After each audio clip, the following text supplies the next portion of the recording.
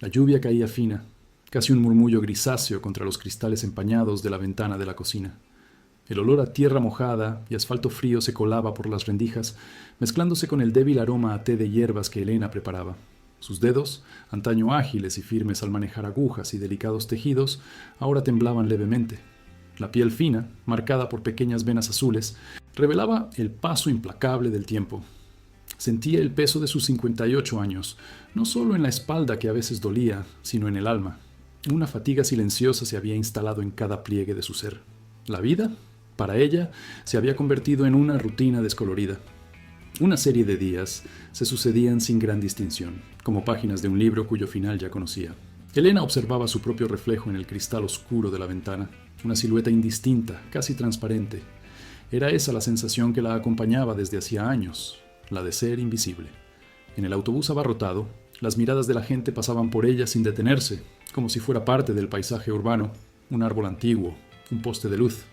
En la panadería, la dependienta sonreía a la mujer joven con el carrito de bebé, al señor elegante con el periódico, pero para Elena era una sonrisa protocolaria, impersonal.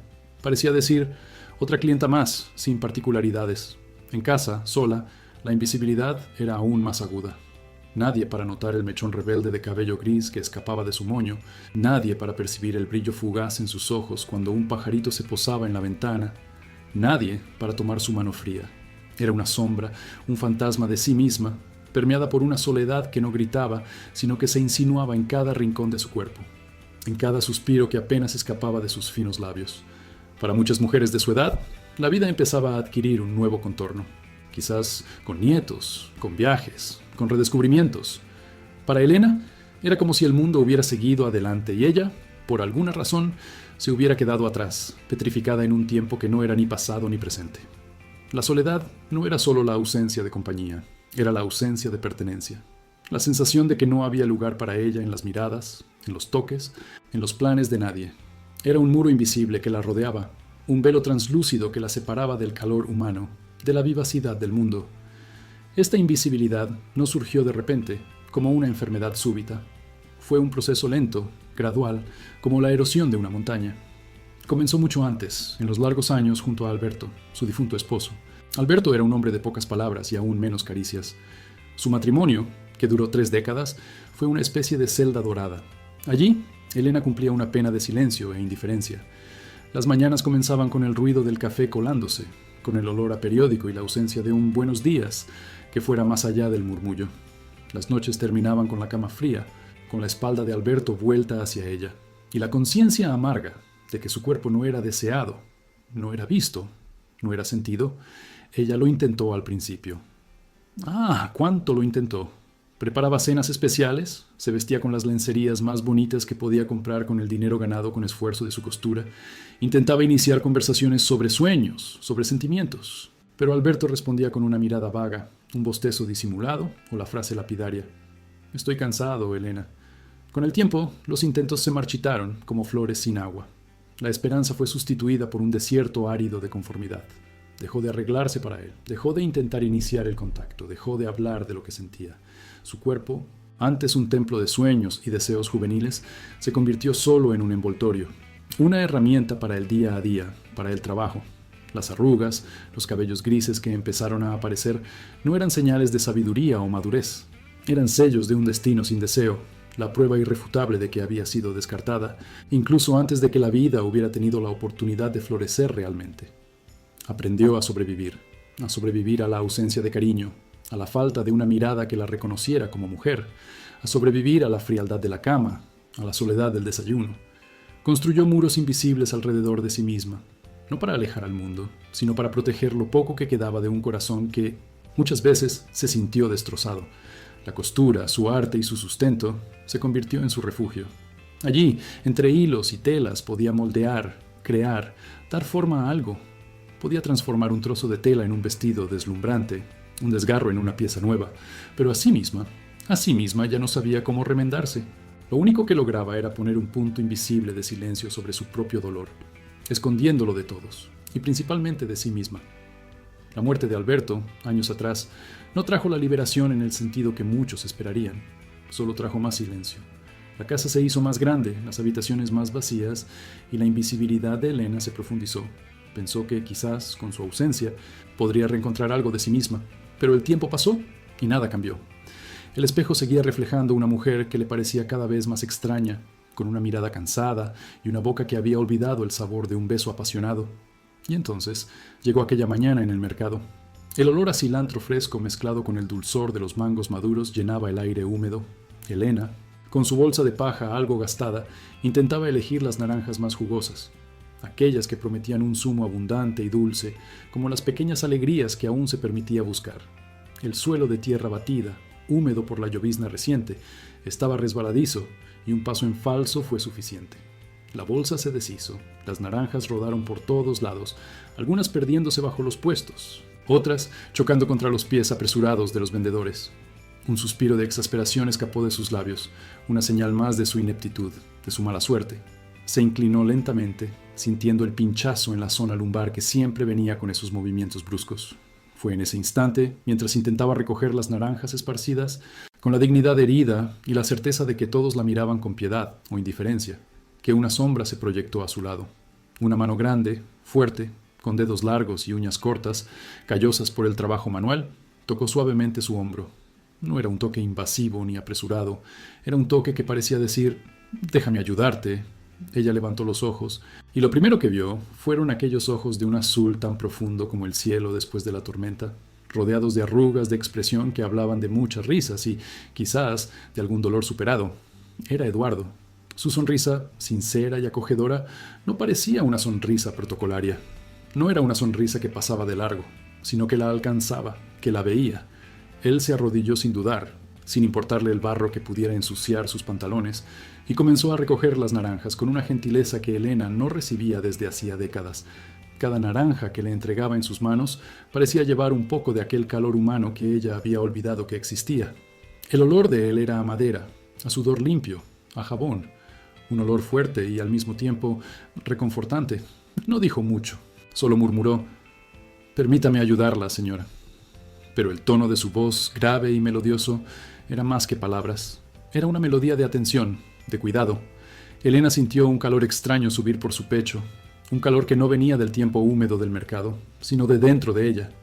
Era una sensación casi olvidada, la de ser vista, de ser tratada con una deferencia que no estaba motivada por pena, sino por algo más puro. Cuando todas las naranjas fueron recogidas y cuidadosamente colocadas en una nueva bolsa que él mágicamente sacó de algún lugar, se levantó y le tendió la mano para ayudarla. El tacto de él era firme, pero gentil, y por un breve instante sus manos permanecieron unidas, un lazo inesperado en medio del caos y la vitalidad del mercado. En aquel momento, algo se movió dentro de ella. Una pequeña astilla del muro que había construido pareció ceder. Sintió una curiosidad que no sentía desde hacía años, un atisbo fugaz de que quizás, solo quizás, el libro de su vida aún no había llegado a su punto final. Aquella mirada azul, aquella sonrisa acogedora, la forma en que él la veía y la trataba, sin prisa, sin juicio, comenzó a desarmar los mecanismos de defensa que la protegían desde hacía tanto tiempo. Su corazón, que creía haber convertido en piedra, dio un leve latido, casi imperceptible. El diálogo que siguió fue simple, trivial, sobre la calidad de las naranjas, sobre el tiempo. Pero cada palabra que Eduardo pronunciaba, cada inflexión de su voz, era para Elena como una pequeña dosis de un bálsamo olvidado. Él parecía tener tiempo para ella, para sus pequeñas frustraciones, para la forma en que respiraba, para la manera en que fruncía el ceño. Aquel hombre, con sus manos de carpintero y su mirada cálida, estaba viendo a Elena. No a la costurera invisible, no a la viuda solitaria, sino a la mujer detrás de todas las capas de protección. Los días que siguieron fueron extraños. Elena se sorprendía pensando en Eduardo, en el olor a madera, en la firmeza de su mano. Era un pensamiento intruso, casi prohibido, pues ella se había condicionado a no esperar nada de la vida, a no desear. Pero el encuentro en el mercado había plantado una semilla, una chispa en un terreno árido. Empezó a prestar más atención a su propio cuerpo, a los pequeños dolores, a los placeres sutiles de un té caliente o de un rayo de sol en el balcón. Era como si un viejo cuadro hubiera sido sacado del desván y poco a poco los colores comenzaran a reaparecer, aunque en tonos pálidos.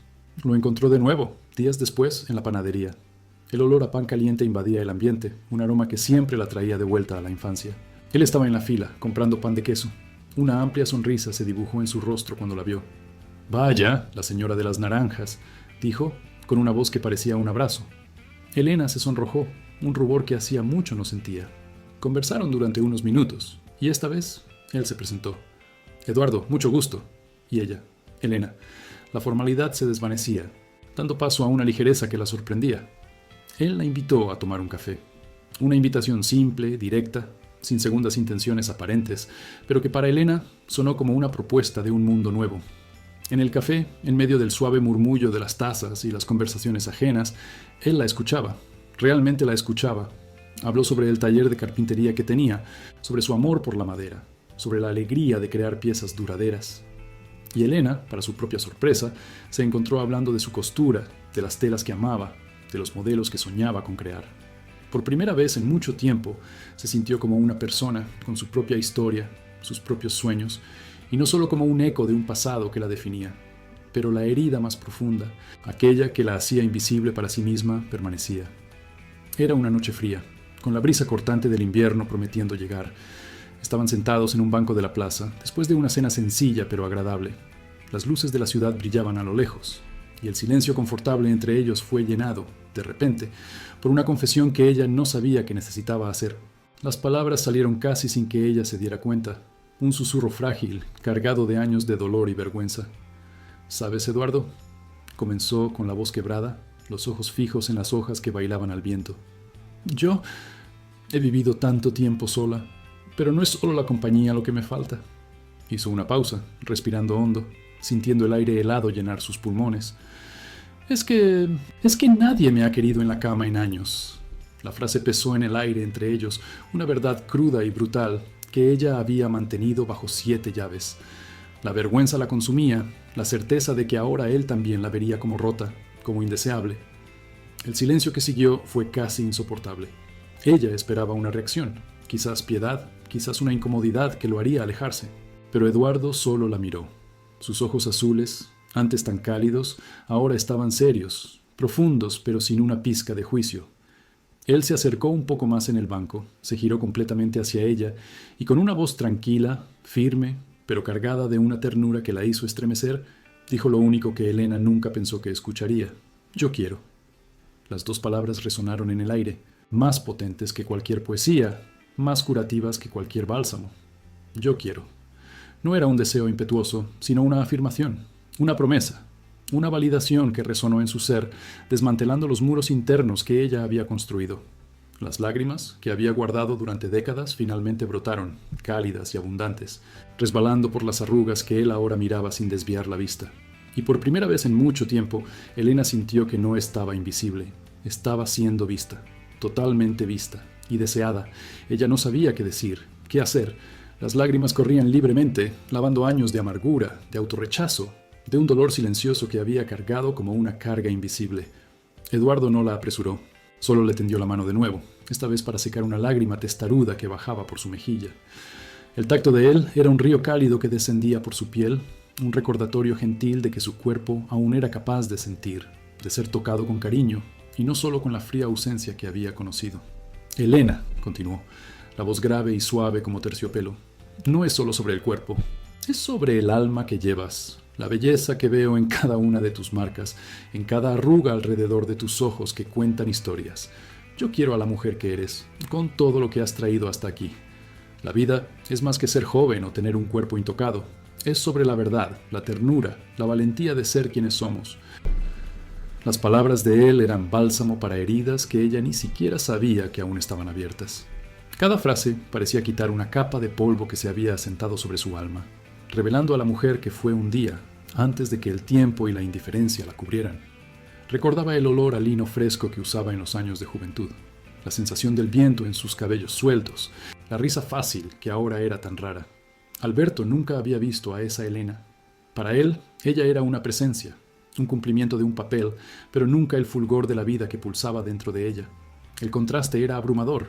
El pasado, una niebla fría y gris de noches solitarias y conversaciones vacías, donde el contacto, cuando existía, era un acto mecánico, sin alma, que la hacía sentirse aún más vacía, como un recipiente hueco. Con Eduardo era diferente, era lo opuesto a todo lo que había conocido. Él la veía de verdad, no solo con los ojos, sino con el corazón, el calor de sus manos, la profundidad de su mirada azul, la paciencia con que esperó a que ella se recompusiera. Todo ello era un contrapunto flagrante a la aridez de su pasado. Él era el sol que prometía derretir el hielo que se había acumulado en su pecho. Él era la primavera después de un invierno interminable. Ella lo miró, las facciones maduras, el cabello gris en las sienes, las marcas de una vida vivida en los rincones de sus ojos, y vio no un hombre perfecto, sino un hombre real, un hombre que irradiaba una bondad genuina, una calma protectora. Aquel «yo quiero» no era un flirteo vacío, sino una afirmación profunda, cargada de respeto y de un deseo que trascendía lo físico, tocando la esencia de lo que ella era. «¿Yo?», intentó hablar, pero la voz aún estaba quebrada. Él solo sonrió, una sonrisa gentil que la invitaba a no apresurarse, a sentir, a procesar. Elena sintió el suelo bajo sus pies de una forma diferente. No más como un lugar para sobrevivir, sino como un lugar donde ella podría, finalmente, florecer. Los pequeños dolores físicos que la acompañaban, las rodillas que crujían, los dedos que se negaban a obedecer como antes, todo eso parecía menos importante ante la magnitud de lo que él acababa de ofrecerle. La oportunidad de ser completa de nuevo. El aire de la noche, que antes parecía cortante, ahora parecía envolverlos en un aura de posibilidades. El olor a tierra mojada y a jazmín que venía de los parterres de la plaza nunca le pareció tan dulce. Su piel, que ella creía haber perdido todo en lozanía, parecía vibrar con una energía renovada, una promesa. El tacto de él, cuando finalmente la envolvió en un abrazo cálido y protector, fue un choque eléctrico de ternura. Se sintió pequeña, pero no frágil, segura, deseada. El abrazo de Eduardo no era apresurado ni exigente, era un puerto seguro.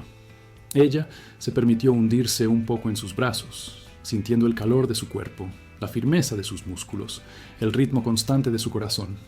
Era un sonido que ella había olvidado, el sonido de la vida pulsando cerca de la suya, una melodía de consuelo y aceptación. En aquel abrazo, Elena empezó a entender lo que era la curación.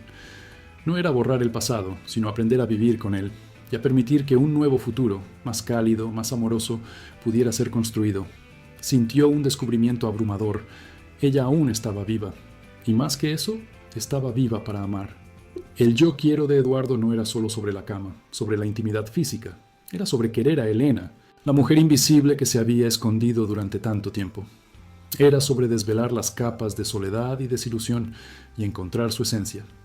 Y al sentirse tan profundamente vista y aceptada, Elena percibió que la travesía de su propio redescubrimiento apenas había comenzado. El frío de la noche no importaba más. Lo que importaba era el calor de su abrazo, la promesa en sus ojos y la esperanza que, finalmente, había encontrado un hogar dentro de su corazón. Él la encontró de nuevo días después, cerca de esa misma plaza donde las palomas se anidaban en la piedra gastada. Ella estaba ajustándose la bufanda, la mirada distante, casi transparente. Él sostenía un libro antiguo, con la tapa descolorida, algo que ella había olvidado en el asiento del autobús, o quizás dejado caer sin darse cuenta. Era La sombra del viento, una novela que ella había leído años atrás y que, por un lapsus de memoria, parecía haber reaparecido en sus manos. «Creo que esto es suyo», dijo, con la voz suave como la brisa que mecía las hojas de los árboles. Ella lo miró, un reconocimiento lento brotando en sus ojos cansados. Tomó el libro con dedos vacilantes, la punta de los suyos rozando la de él. Un pequeño choque eléctrico, casi imperceptible. «Ah, sí», murmuró, la voz un susurro. «Yo. Ni me di cuenta de que lo había perdido. La verdad era que pasaba gran parte del tiempo sin notar muchas cosas, inmersa en sus propias memorias y en el ritmo monótono de los días. Vine en coche hoy», continuó él, ignorando la negativa silenciosa que ella aún no había pronunciado. «Puedo llevarla, si va para su lado». Ella dudó. El instinto inmediato era de rechazo. La vida le había enseñado a depender solo de sí misma, a no aceptar favores, a no ser una carga.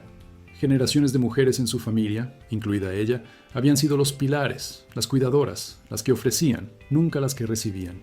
Era un papel tan arraigado que cualquier inversión parecía una afrenta al propio tejido de su existencia. «No, gracias», comenzó, el gesto de la mano ya levantándose. «No puedo. Soy mayor, ya me acostumbré a andar».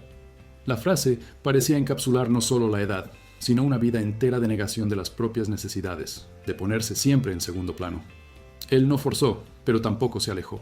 Solo extendió la mano, abriendo la puerta del pasajero del coche, estacionado a pocos metros de allí, un vehículo antiguo, pero bien cuidado, que parecía combinar con su discreción. El gesto fue tan simple, tan natural, que la tomó desprevenida. Nadie le abría puertas hacía décadas. Nadie se importaba con tal gentileza. No de verdad. Ella permaneció inmóvil, el libro apretado contra el pecho. La luz del sol de la tarde bailaba en la carrocería del coche. Y por un momento vio un reflejo de sí misma, pequeña y encorvada, y un pinchazo de vergüenza la alcanzó. Ser vista, ser notada de esa forma, era casi doloroso. ¿Solo un café, entonces?, sugirió él, desistiendo del viaje en coche, pero no de la interacción. Hay un buen lugar aquí cerca. La misma negativa brotó en su garganta, pero él ya estaba caminando a su lado, sin presionarla, pero ofreciendo una presencia constante. Frente a la modesta cafetería, él le abrió la puerta, y cuando ella pidió un té de manzanilla, él ya se había adelantado a pagar, antes incluso de que ella pudiera siquiera pensar en sacar la pequeña cartera gastada. «No hace falta», dijo ella, las palabras un eco débil de una vida entera de autosuficiencia. Él solo sonrió, una sonrisa gentil que parecía entender más de lo que ella hablaba. «Yo insisto». Y entonces, mientras él la observaba remover la bolsita en la taza humeante, con la luz dorada del final de la tarde entrando por la ventana y pintando su rostro con un calor que ella raramente sentía, dijo las palabras que se arraigaron en su corazón, más profundas que cualquier cuidado físico. «Yo te veo». Aquellas 3 palabras, simples, directas, y que desarmaron las murallas que ella había construido a lo largo de décadas. No era solo «yo te veo aquí y ahora», sino un «yo veo a la mujer que fuiste, la que eres», la que se esconde bajo el velo del tiempo y el cansancio.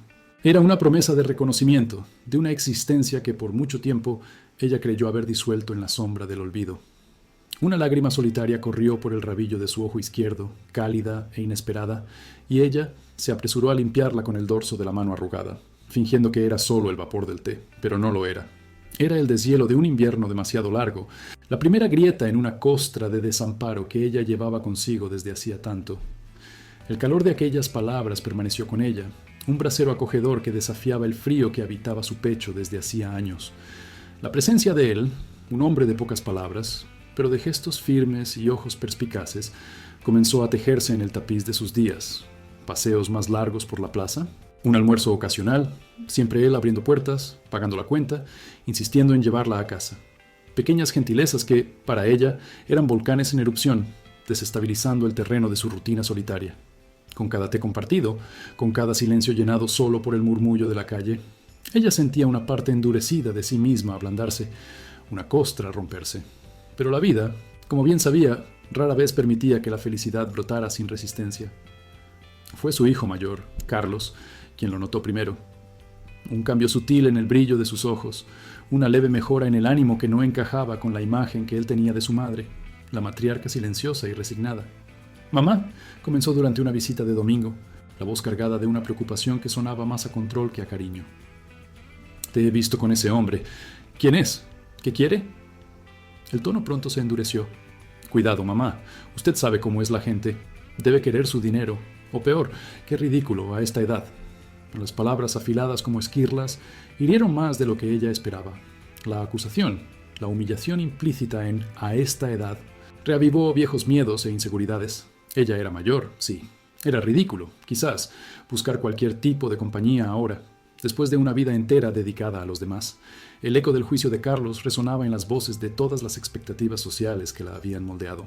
Fue su vieja amiga, Lucía, con quien compartía el banco en la misa de domingo hacía casi 50 años, quien la rescató de la espiral de autodepreciación.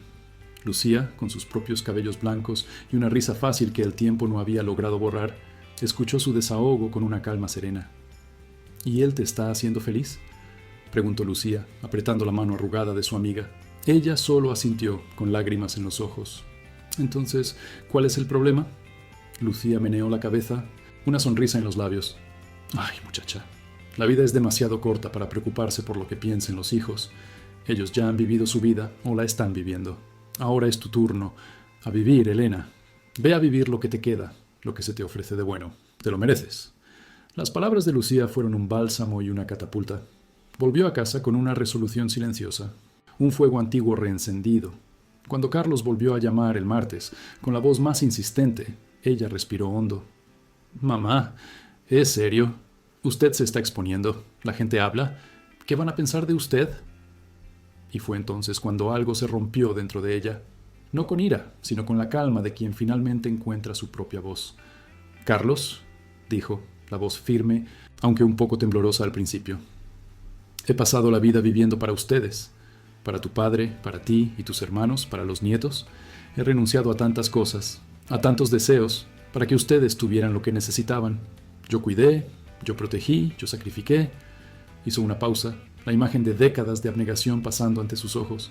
Soy una mujer mayor, sí, pero sigo siendo una mujer. ¿Y ahora? Su voz cobró fuerza. Ahora es mi turno. Esta es mi vida. Y si hay algo bueno, algo gentil que viene a mi encuentro ahora, no le daré la espalda. Ya no más. Hubo un silencio atónito al otro lado de la línea antes de que ella colgara, sintiendo un peso enorme ser retirado de sus hombros, reemplazado por una ligereza embriagadora. El valor que encontró para enfrentar al mundo y a su hijo la llevó a un nuevo umbral de intimidad. Con él, las conversaciones se profundizaban, los toques se volvían más frecuentes y significativos. Una caricia en la mano, un brazo gentil alrededor de la cintura mientras caminaban, hasta que llegó la noche en que él la invitó a su casa, un pequeño apartamento ordenado con olor a libros y café. Cuando las luces se apagaron y el silencio llenó la habitación, un terror antiguo la invadió, el miedo a ser vista, a desnudarse ante otro ser humano. Décadas de un cuerpo envejeciendo, marcado por arrugas, por flacidez, por cicatrices invisibles de partos y dolores. El espejo ya no era su amigo hacía mucho tiempo. La imagen de sí misma desnuda era algo que había escondido incluso de sí misma, un secreto vergonzoso. Sintió un escalofrío, no de frío, sino de aprensión, imaginando la mirada de él, el juicio. ¿Qué vería?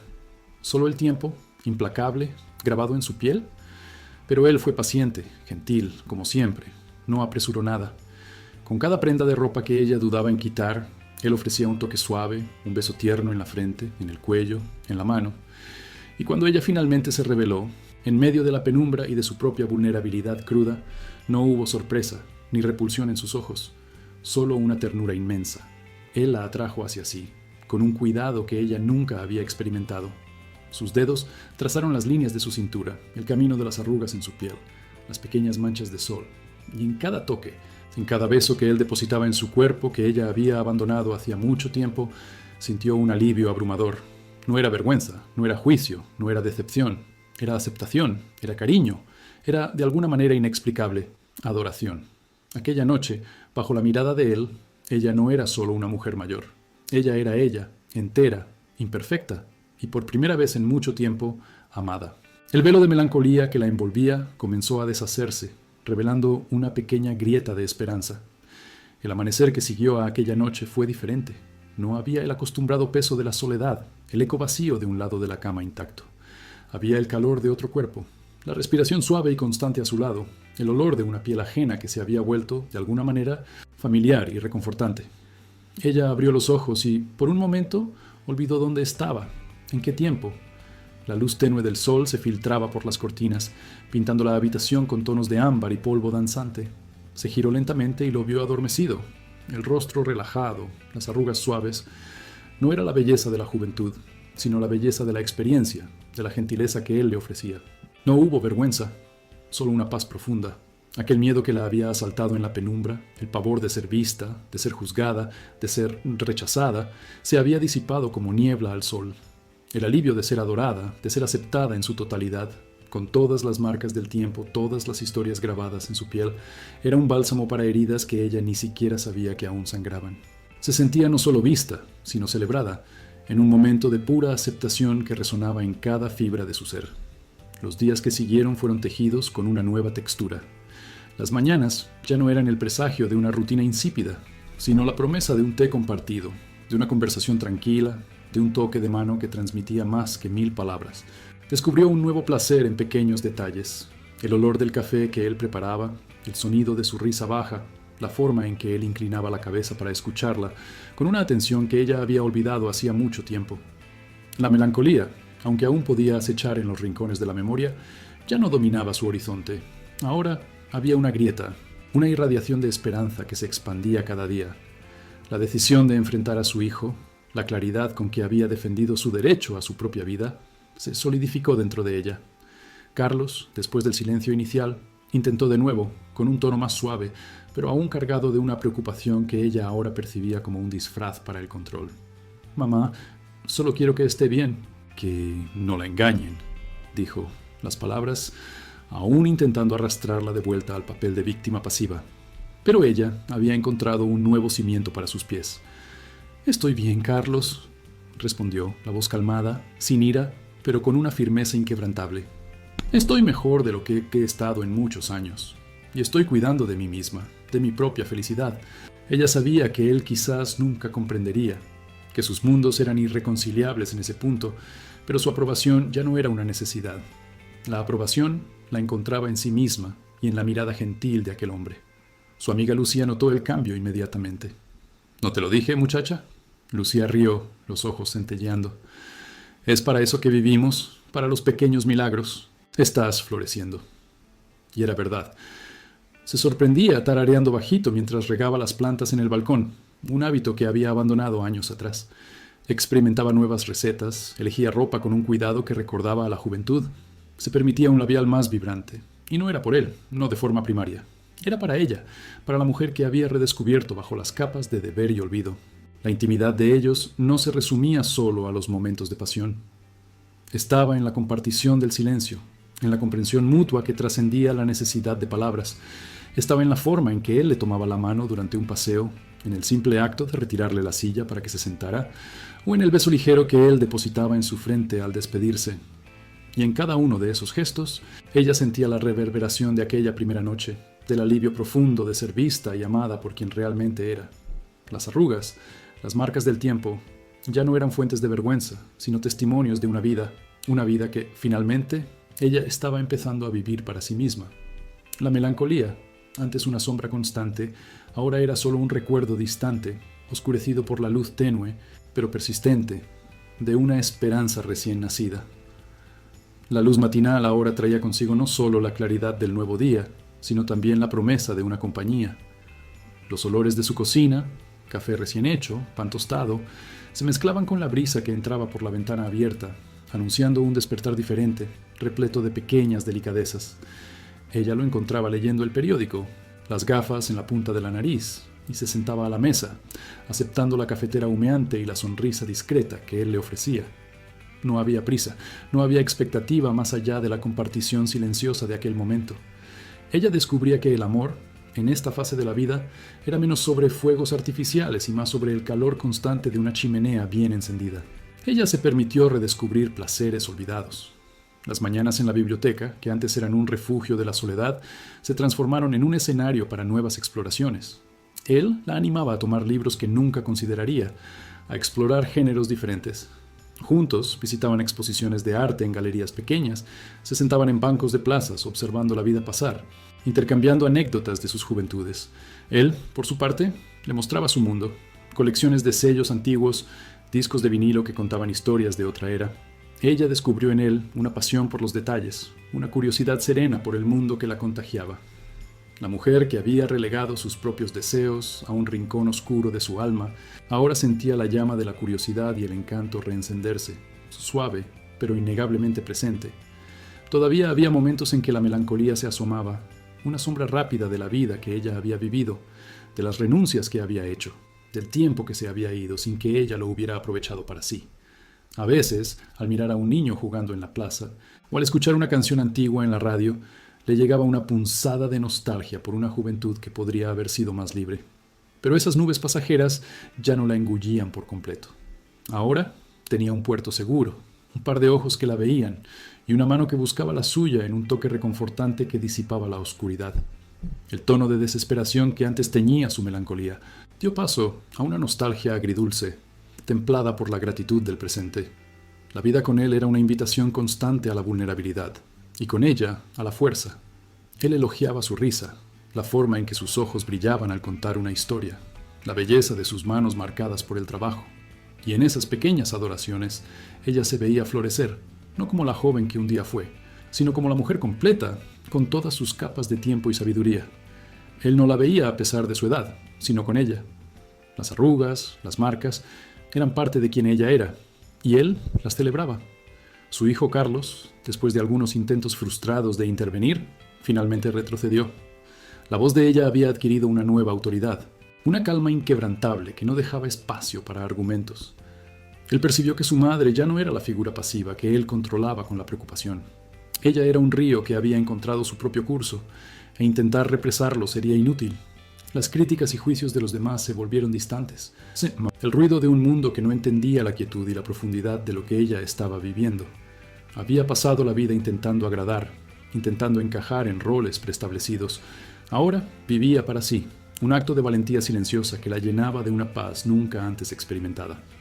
Una tarde de domingo, sentados en el balcón del apartamento de él, observando el sol ponerse, pintando el cielo en tonos de naranja y púrpura, él le tomó la mano.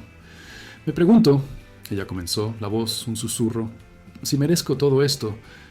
Después de tanto tiempo...» Él apretó su mano y se volvió hacia ella, sus ojos profundos y llenos de una comprensión que trascendía lo inmediato. «Todos merecen la felicidad», dijo, la voz ronca, «especialmente aquellos que han pasado la vida ofreciéndola a los demás sin guardarse nada para sí mismos». Y entonces, repitiendo las palabras que habían sido su portal para esta nueva existencia, añadió: «Yo te veo, y veo a una mujer que merece cada pedacito de luz que la vida aún tiene para ofrecer». El crepúsculo los envolvió en su manto gentil. El aire fresco de la noche traía el olor a jazmín de la vecina y el distante murmullo de la ciudad. Ella recostó la cabeza en su hombro, sintiendo el ritmo constante de su corazón. Ya no había la urgencia de la juventud, ni la amargura de la vejez solitaria. Había solo el ahora, lleno de una quietud profunda y una aceptación amorosa. La melancolía, que una vez definiera sus días, ahora era solo un velo translúcido a través del cual la esperanza brillaba, más intensa y real de lo que jamás había soñado ser posible. La vida, al fin y al cabo, aún reservaba sus milagros más dulces para aquellos que tenían el valor de recibirlos. Había pasado la vida cuidando de los demás, y ahora, en el atardecer de su existencia, estaba finalmente siendo cuidada, amada y vista. Y eso, se dio cuenta, era todo lo que realmente importaba. Los días, antes un flujo indistinto de obligaciones y anhelos mal disimulados, comenzaron a tomar contornos. La presencia de él era como un faro en la densa niebla de la rutina, puntuando las horas con la promesa de un abrazo, de una conversación tranquila, de un silencio compartido que hablaba más que 1000 palabras. Aquel sentimiento, antes tímido y desconfiado, se solidificaba en algo palpable, un ancla que le impedía ser arrastrada por la corriente de sus propias incertidumbres. Era una seguridad serena, un entendimiento mutuo que no exigía explicaciones grandiosas, solo la verdad cruda de dos corazones que se encontraban. Ella, que siempre se había sentido a la deriva, aprendía a navegar, teniendo la mano de él como brújula. Pero no era solo la relación lo que se afianzaba, era ella misma la que comenzaba a desabrochar. La coraza que la había protegido por tanto tiempo, hecha de resignación y un cinismo sutil, se resquebrajaba, exponiendo una versión más suave y curiosa de sí. Las largas horas en la oficina, donde la luz fluorescente parecía absorber su energía vital, y las conversaciones giraban en torno a burocracias sin fin, se volvían insoportables. Cada hoja de cálculo rellenada, cada correo electrónico respondido, parecía un clavo más en su ataúd de ambiciones olvidadas. El arte, un susurro distante de su juventud, comenzó a clamar. Pequeños garabatos surgían en los márgenes de sus cuadernos de reuniones. Patrones intrincados eran dibujados mentalmente, mientras ella fingía prestar atención a algún informe tedioso.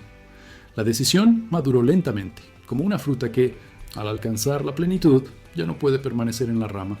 Una tarde de jueves, después de una discusión estéril con un colega y con la cabeza palpitando bajo el peso de la insignificancia de su trabajo, ella lo supo. Era hora de partir.